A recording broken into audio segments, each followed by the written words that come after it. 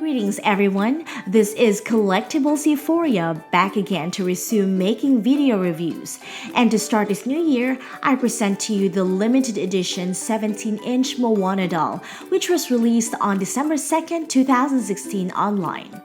Moana of Motunui, Disney's first Polynesian princess, is captured in her pure essence with this limited edition doll release and is truly a one outstanding doll compared to Disney's previous releases, which will further be explained on this review. Please continue to stay tuned.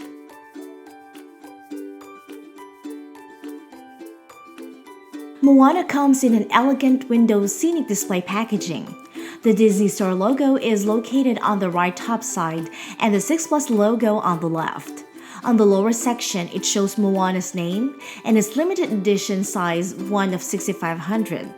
The color theme of her box is inspired by the tapa cloth, which is a bark cloth made in the islands of the Pacific Ocean. It has an overall yellow background which veers away from the stereotype white background of the princess's line to pay homage to the Polynesian culture. The box has a geometric design of the sun and some stylized plant leaves. The borders of the box are decorated with tribal markings in relation to the sun and water, depicting Maui and Moana's characters. It also has red and yellow floral design around the border, creating a beautiful Polynesian-inspired look to the box. The sides of her plastic enclosure depicts spiral of waves as seen on the top and on the bottom. The back of the box continues a tapa cloth theme design to it, which also provides summation of the description of the limited edition doll, both in English and in French. As always, it contains a certificate of authenticity located on the bottom of the box between the two plastic cardboard enclosures, and it also indicates that a display stand is included with the purchase of this doll.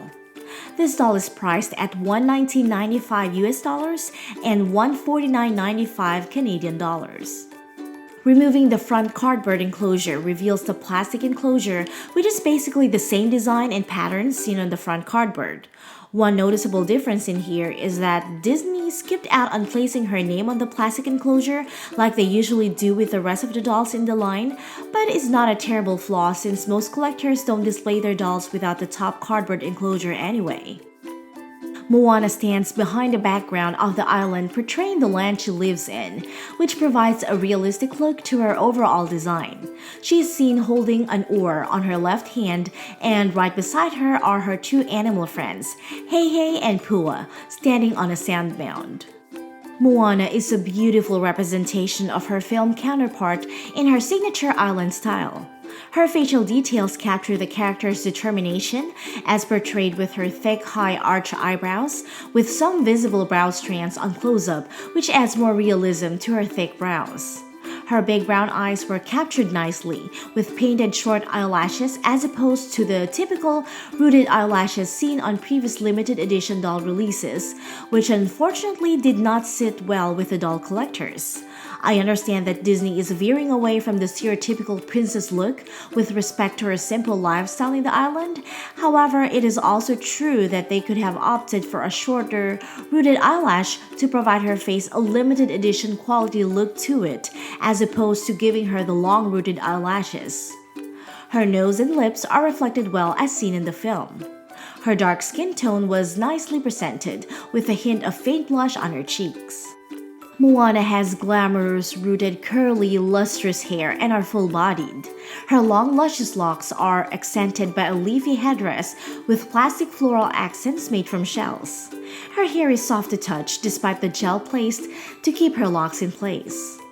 One thing that sets this doll apart from previous doll releases is her original body sculpt, which perfectly represents the size of her body, arms and legs, as well as her feet as seen in the movie. Nobody slimmed her up to make her a more stereotypical princess, which I greatly appreciate. The dark Polynesian skin tone continues onto her body, arms and legs, and is well captured from the film. Moana perfectly portrays her signature look as she dons an island-style ensemble which is crafted specifically for a master wayfinder. She dons a crop top with embroidered geometric patterns of the sun, water, and nature itself as represented in folk art patterns in Polynesian-inspired embroidery, which has an attached pearl beaded band across the chest area. Her top has a zigzag wavy hem. She wears her grandmother's shell necklace, which contains the heart of Te Fiti, a small pounamu stone which is sculpted to represent the stone in the film. The heart can be seen by opening the shell that enclosed the heart, which is a nice touch to depict the scene in the movie. My only gripe about the necklace is that they should have opted for a more realistic design to it by using threads and beads instead of a sculpted plastic necklace. Moana wears an overlapping panel with bead accents and lace trim, which is a nice representation of the tapa cloth. Her embroidered skirt is made from a textured fabric, has woven lattice trim with tassels. The floral embroidered patterns provide a nice representation of her outfit in the movie. One nice addition is the clear water droplets on her skirt, which was portrayed by using transparent beads glued to her skirt. She wears coordinating top and sash with the same embroidered detailing. The sash is wrapped around her waist and is tied on her right-hand side, as depicted in the film. Another nice addition that perfectly depicts her skirt in the movie is the addition of a grass skirt as represented by using threads underneath her tapa skirt, which provides a nice Pacific Islander theme to her outfit. She is adorned with coordinating grassy arm and ankle bands. The armband located on her left elbow as well as the ankle bands are both made from plastic, which I think is a poor choice for this doll, since the look would have provided a more high-quality look to it had they opted to use faux grass, flowers, and shells for better representation. Moana is barefooted and is seen with sand covering her entire feet, which is a nice detail as it shows her simple life in the island. The oar is one of my favorite inclusions in this film as Disney added a nice touch to its simplistic design by adding intricately designed carvings on the front side. The handle was wrapped around by a sculpted band with feathers and some tribal markings seen along the handles. It would have been perfect if they opted to use faux feathers instead of using sculpted plastic to represent the design. As for her two animal friends, Hei Hei is seen standing on top of Pua's head, and I love the fact that they perfectly captured Hei Hei's funny dumb look as seen in the film. Pua is so adorable standing on a sand mound, and the details of Pua's overall features were captured perfectly. The shell seen in the sand mound is an important representation in the film, as it depicts the shell that Moana picked up when she was little, and I believe this same shell is also the same one she placed on top of the stone, which signifies the start of the leadership of the chief from every generation, which is located in their sacred place in the island. I appreciate the fact that these details were included as it adds a nice touch to the overall doll's representation of the film.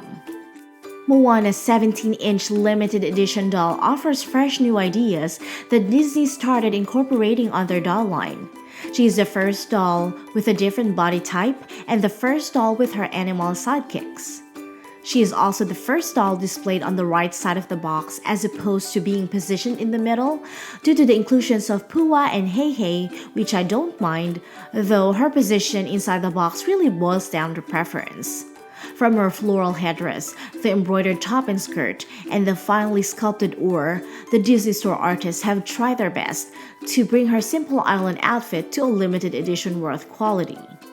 However, some quibbles that I have is due to the simple nature of her outfit, it is not on par with the other princesses dolls, but I think they tried to make up for that with the inclusion of Hei Hei and Pua. The animals were really a nice addition to the overall look of the doll. However, I also believed Disney missed some key points in here to bring her quality to a limited edition doll level by not incorporating rooted eyelashes and using plastic sculpt for detailing as opposed to using fall materials in an attempt to recreate a more realistic design to her accents and accessories.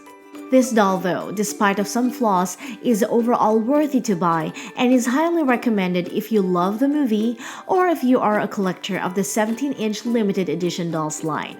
Have a magical day. Bye!